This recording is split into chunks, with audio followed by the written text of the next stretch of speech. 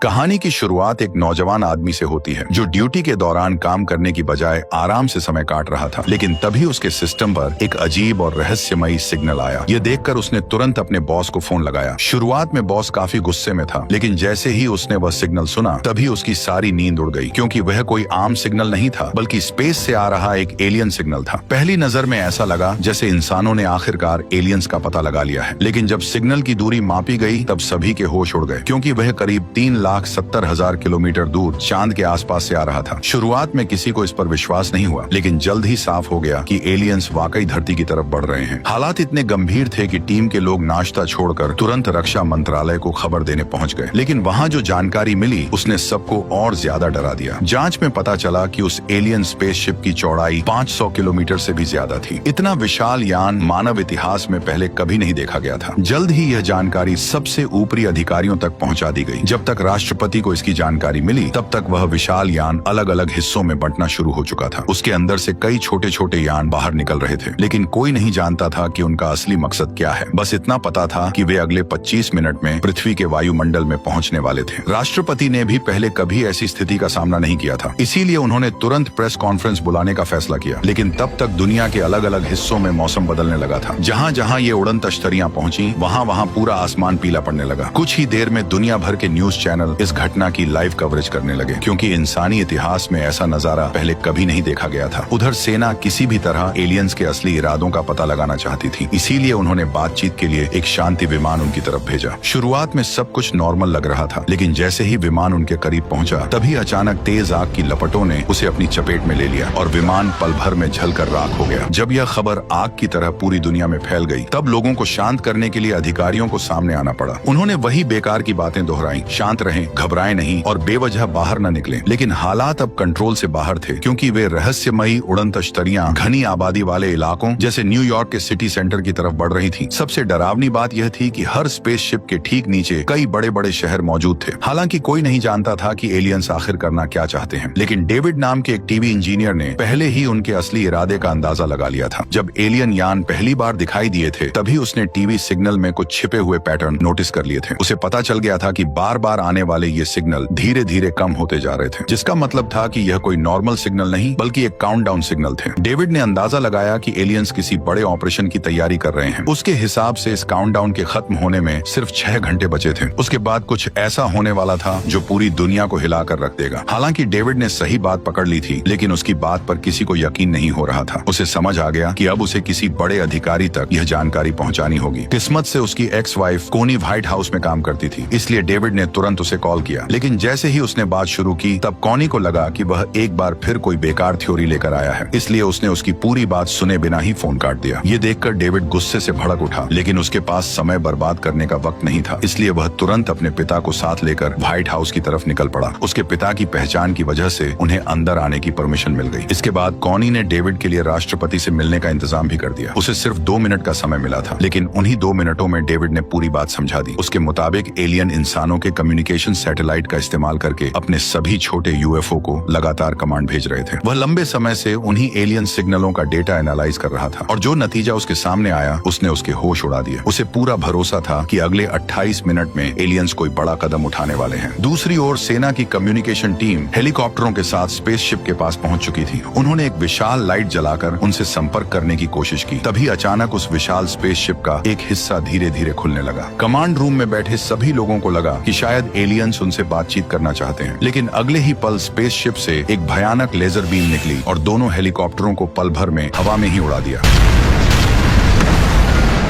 अब सभी को समझ आ चुका था कि एलियंस के इरादे बिल्कुल भी अच्छे नहीं हैं। डेविड की बात सच साबित होते ही पूरे व्हाइट हाउस में हड़कंप मच गया। कुछ ही मिनटों में इमरजेंसी प्रोटोकॉल लागू कर दिए गए और हर कोई वहां से निकलने की तैयारी में जुट गया। राष्ट्रपति और बड़े अधिकारियों के पास बच निकलने के लिए खास प्राइवेट जेट्स मौजूद थे, लेकिन दूसरी तरफ लाखों आम लोग अभी भी सड़कों पर फंसे हुए थे। वहीं जो लोग इस खतरे को गंभीरता से नहीं ले रहे थे, उन्हें अब भी यही लग रहा था कि शायद एलियंस इंसानों को नुकसान पहुंचाने नहीं आए हैं। लेकिन उन्हें जरा भी अंदाजा नहीं था कि जैसे ही काउंटडाउन खत्म होगा तभी इंसानी इतिहास का सबसे बड़ा हमला होगा। टाइम खत्म। अचानक स्पेसशिप का निचला हिस्सा धीरे धीरे खुलने लगा। नीचे खड़े लोगों को समझ नहीं आया कि आखिर होने क्या वाला है। तभी उसके अंदर से एक तेज रोशनी निकलनी शुरू हुई। अगले ही पल वो विनाशकारी बीम नीचे गिरी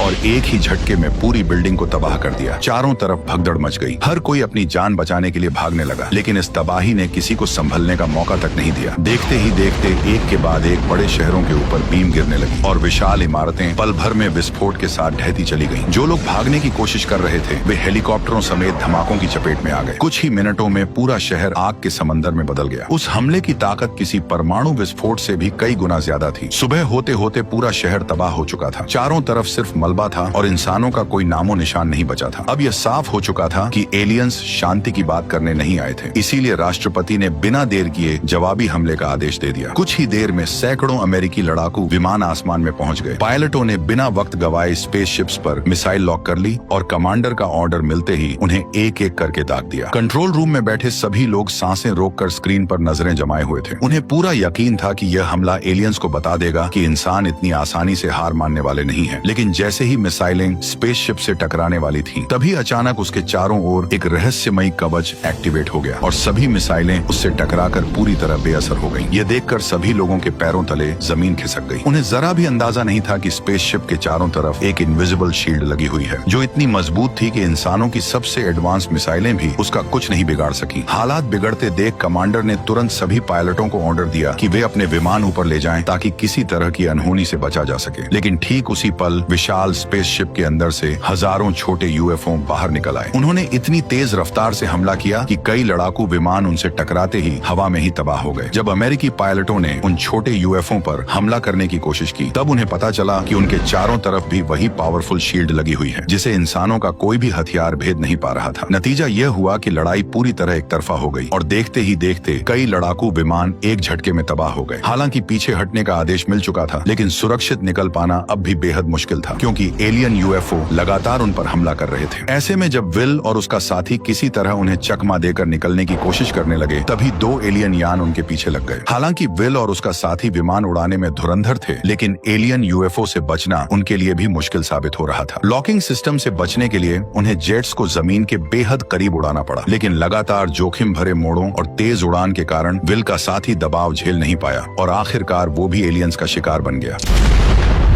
इसके बाद एलियंस के झुंड ने आसपास के सैन्य अड्डों और एयरबेस को भी निशाना बनाना शुरू कर दिया, जिसकी वजह से कई एयरपोर्ट और रनवे पूरी तरह तबाह हो गए। उधर विल किसी तरह एलियन यूएफओ से पीछा छुड़ाने में लगा हुआ था। भले ही उसके पास उन्हें मार गिराने का कोई तरीका नहीं था, लेकिन वह जानता था कि उसे जाल में कैसे फंसाया जा सकता है। तभी अचानक उसकी नजर सामने खड़ी एक विशाल चट्टान पर पड़ी और उसके दिमाग में एक खतरनाक आइडिया आ गया। जैसे ही पीछा कर रही यूएफओ उसके बिल्कुल करीब पहुंची, विल ने अचानक पैराशूट खोल दिया और विमान से बाहर कूद गया। यूएफओ में बैठा एलियन कुछ समझ पाता उससे पहले ही खाली जेट चट्टान से टकरा गया। पीछे आ रही एलियन यूएफओ भी दिशा नहीं बदल पाई और पूरी रफ्तार से चट्टान में जा घुसी। आखिरकार काफी मशक्कत के बाद विल उस एलियन यूएफओ को मार गिराने में कामयाब हो गया, जिसके बाद उसका कॉन्फिडेंस 7वें आसमान पर पहुंच गया। वह बेखौफ होकर मलबे के पास पहुंचा और अपने हाथों से खुद यूएफओ का दरवाजा खोल दिया। इस तरह वह शायद पहला इंसान बन गया जिसने जिंदा एलियन को इतनी करीब से देखा था। लेकिन अब उसका विमान उड़ने की हालत में नहीं था, इसलिए उसे पैराशूट को घसीटते हुए वापस लौटना पड़ा। खुशकिस्मती से कुछ दूरी पर उसे कई गाड़ियां दिखाई दी और आखिरकार लिफ्ट मिल गई। उधर दूसरी तरफ राष्ट्रपति भी एक रहस्यमयी जगह एरिया 51 पहुंच चुके थे। ऊपर से देखने पर यह सिर्फ एक नॉर्मल सैन्य अड्डा दिखाई देता था, लेकिन जमीन के नीचे एलियंस पर सीक्रेट रिसर्च चल रही थी। चौंकाने वाली बात यह थी कि इसकी जानकारी खुद राष्ट्रपति को भी नहीं थी। वहां पहुंचते ही उनकी मुलाकात डॉक्टर ओकेन से हुई। तब उन्हें मालूम हुआ कि अमेरिका ने करीब 15 साल पहले एक एलियन जहाज पकड़ा था। शुरुआत में वैज्ञानिक लंबे समय तक उसकी जांच करते रहे, पर उसकी एडवांस टेक्नोलॉजी को कोई समझ नहीं पाया। लेकिन हाल ही में उस जहाज का पावर सिस्टम अपने आप चालू हो गया। हालांकि वैज्ञानिक अब भी उसकी पूरी तकनीक नहीं समझ पाए थे, लेकिन कम से कम उन्हें यह पता चल गया था कि ये जहाज उड़ता कैसे है। इसके बाद डॉक्टर ओकेन उन्हें उस एलियन के पास ले गए जिसे सालों पहले पकड़ा था। हालांकि वह अब जिंदा नहीं था, लेकिन उनकी जांच के दौरान वैज्ञानिकों को एक चौंकाने वाली बात पता चली कि ये एलियंस आवाज या भाषा का इस्तेमाल नहीं करते थे, बल्कि सीधे दिमाग से दिमाग जोड़कर टेलीपैथी के जरिए बात करते थे। हालांकि सबूत के तौर पर उनके पास सिर्फ मरे हुए एलियंस के नमूने ही थे, लेकिन उसी समय विल एक जिंदा एलियन को पकड़कर बेस पर ले आया। यह खबर फैलते ही पूरे रिसर्च सेंटर में अफरा तफरी मच गई। डॉक्टर ओकेन के लिए यह किसी सपने जैसा था। उन्होंने तुरंत एलियन की जांच शुरू करवाई और उसका हेलमेट हटाने का फैसला किया। जैसे ही हेलमेट काटा जाने लगा, तभी अचानक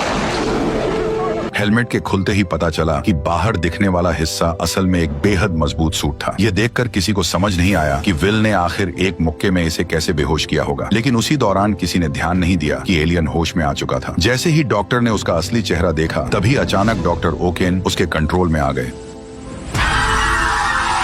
धीरे धीरे वह एलियन अपने सूट से बाहर आने लगा। उसका असली शरीर ज्यादा बड़ा नहीं था, लेकिन वह इंसानों से कहीं ज्यादा चालाक और खतरनाक था। होश में आते ही उसने पूरी लैब में अफरा तफरी मचा दी। डॉक्टर अपनी जान बचाकर भागना चाहते थे, लेकिन उनके पास बचने का कोई मौका नहीं था। कुछ ही सेकंड में पूरी लैब मौत के मैदान में बदल गई। जब राष्ट्रपति और सेना के बड़े अधिकारी वहां पहुंचे, तब तक पूरा रिसर्च सेंटर बुरी तरह तबाह हो चुका था। चारों तरफ सिर्फ घना धुआं दिखाई दे रहा था। कुछ ही देर में सभी को समझ आ गया कि डॉक्टर ओकेन अपने होश में नहीं है, बल्कि एलियन किसी तरह उनके शरीर को कंट्रोल करके इंसानों से बात कर रहा था। राष्ट्रपति को यह सही मौका लगा। उन्हें उम्मीद थी कि बातचीत के जरिए इस लड़ाई को टाला जा सकता है, इसलिए उन्होंने एलियन से पूछा कि आखिर उसे इंसानों से क्या चाहिए। तुम हमसे क्या चाहते हो? इतना कहते ही उसने राष्ट्रपति के दिमाग पर कब्जा करना शुरू कर दिया। यह देखकर वहां मौजूद सभी लोग घबरा गए और अगले ही पल गार्ड्स ने बिना देर किए उस पर अंधाधुंध गोलियां बरसा दी। कुछ ही सेकंड में एलियन वहीं ढेर हो गया। जब राष्ट्रपति फिर से होश में आए तो उन्होंने एक बेहद डराने वाली बात बताई। उन्होंने कहा कि उन्हें एलियंस का असली मकसद पता चल चुका है। दरअसल एलियंस की टेलीपैथी दो तरफा काम करती थी। जब वे किसी से जुड़ते थे तो दोनों एक दूसरे की मन की बात पढ़ सकते थे। इसी वजह से राष्ट्रपति को कंट्रोल करते वक्त उन्होंने उसके मन की बात पढ़ ली थी। राष्ट्रपति ने बताया कि ये एलियंस किसी एक ग्रह के निवासी नहीं थे। वे टिड्डियों की तरह एक दुनिया से दूसरी दुनिया तक भटकते रहते थे। जहां भी उन्हें कोई विकसित ग्रह मिलता, वे उस ग्रह पर हमला कर देते। फिर उसके संसाधनों का इस्तेमाल तब तक करते जब तक वहां कुछ भी बाकी न बच जाए, और इसके बाद वे अगले ग्रह की तरफ बढ़ जाते। अब उनकी नजर पृथ्वी पर थी। यह सुनकर सभी समझ गए कि इंसानों के पास बहुत कम समय बचा है। मजबूर होकर राष्ट्रपति को न्यूक्लियर अटैक की परमिशन देनी पड़ी। फिर भी एक डर सबके मन में बना हुआ था कि अगर न्यूक्लियर हथियार भी उनकी शील्ड के सामने बेअसर निकले तो इंसानों के पास बचने का कोई रास्ता नहीं रहेगा। जल्द ही अमेरिका का सबसे बेहतरीन लड़ाकू विमान एलियन स्पेसशिप के ठीक सामने पहुंच गया। कुछ ही पलों बाद उस पर एक न्यूक्लियर मिसाइल दागी गई। कंट्रोल रूम में बैठे सभी लोग सांसें रोककर स्क्रीन को देख रहे थे। उन्हें उम्मीद थी कि इस बार एलियंस की हार तय है, लेकिन जब विस्फोट हुआ तब जो नजारा सामने आया उसने सबकी उम्मीदें तोड़ दी। इतने विनाशकारी हमले के बावजूद एलियन शील्ड ने पूरे हमले को बेअसर कर दिया। यहाँ तक कि स्पेसशिप पर एक खरोंच तक नहीं आई। अब हालात ऐसे हो चुके थे कि किसी के पास कोई प्लान नहीं बचा था। लगने लगा था कि अब पृथ्वी का अंत करीब है। उधर डेविड की भी सारी रिसर्च नाकाम साबित हो चुकी थी, इसलिए वह शराब पीकर खुद को संभालने की कोशिश कर रहा था। यह देखकर उसके पिता को भी चिंता होने लगी। उन्होंने डेविड को समझाने की कोशिश की और कहा कि अगर कोई रास्ता नहीं मिल रहा तो खुद को इतना परेशान करने का भी कोई फायदा नहीं। ये सुनते ही डेविड के दिमाग में अचानक एक जबरदस्त आइडिया आया। उसने तुरंत सभी लोगों को एक जगह इकट्ठा किया। फिर उसने एक ऑफिसर से कहा कि यूएफओ के ऊपर एक कोक की कैन रखकर गोली चलाए।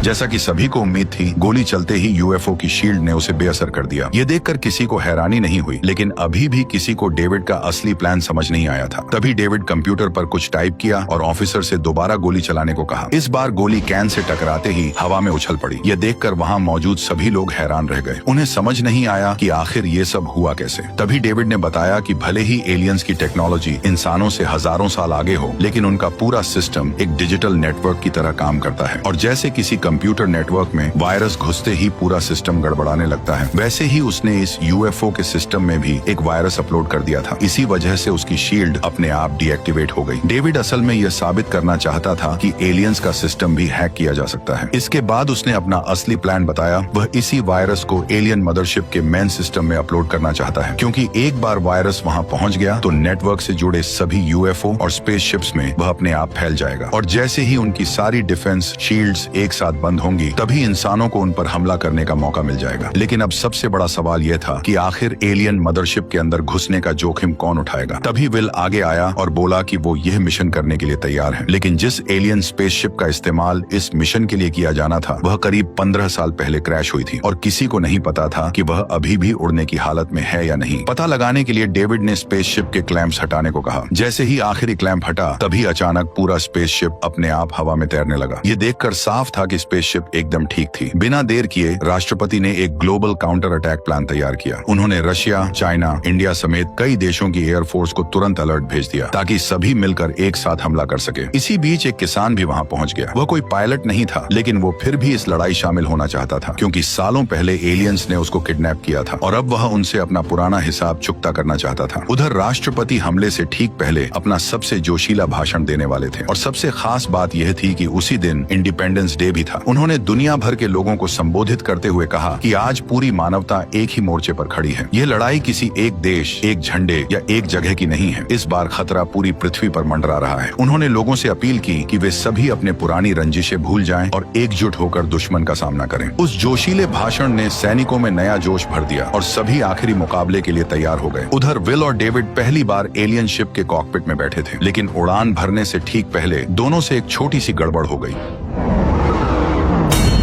बिल ने कमांड शिप को उल्टा लगाया और बिना देर किए एलियन शिप को तेजी से आसमान की ओर उड़ा ले गया। एलियन शिप उड़ाने में उसे इतना मजा आ रहा था कि वह हवा में तरह तरह के करतब दिखाने लगा, जिससे डेविड की फट के हाथ में आ गई। कुछ ही देर बाद दोनों एलियन मदरशिप के पास पहुंच गए। जैसे जैसे वे उसके करीब आते गए, वैसे वैसे शिप अपने आप ऑटो पायलट मोड में चली गई। इसके बाद वे मदरशिप के अंदर दाखिल हो गए। रास्ते में उन्होंने कई हैरान कर देने वाले नजारे देखे। आखिरकार वे मदरशिप के कंट्रोल एरिया तक पहुंच गए। वहाँ हजारों छोटे एलियन यान एक साथ खड़े हुए थे। पूरा नजारा किसी विशाल स्पेस स्टेशन जैसा लग रहा था। अपनी पहचान छिपाने के लिए डेविड ने बड़ी सावधानी से शिप की विंडो बंद कर दी ताकि वहां मौजूद ऑपरेटर उन्हें नोटिस न कर सकें। फिर सही मौका मिलते ही उसने अपना प्लान शुरू कर दिया। उसने तुरंत अपना कंप्यूटर खोला और चुपचाप वायरस को एलियन मदरशिप के सिस्टम में अपलोड करना शुरू कर दिया। कुछ ही देर में वायरस सिस्टम में पहुंच गया, जिससे अचानक मदरशिप के अंदर गड़बड़ी शुरू हो गई। ये देखकर साफ हो गया कि डेविड का वायरस अपना काम शुरू कर चुका है। उधर जैसे ही यह खबर पृथ्वी तक पहुंची, तभी सेना ने बिना एक पल गवाए अपना जवाबी हमला शुरू कर दिया। दुनिया भर के लड़ाकू विमान एक साथ एलियन यानों पर टूट पड़े। इस बार हालात पहले जैसे नहीं थे क्योंकि वायरस की वजह से एलियंस की शील्ड पूरी तरह बंद हो चुकी थी। तभी राष्ट्रपति, जो कभी एयरफोर्स पायलट रह चुके थे, उन्होंने सबसे पहला हमला किया।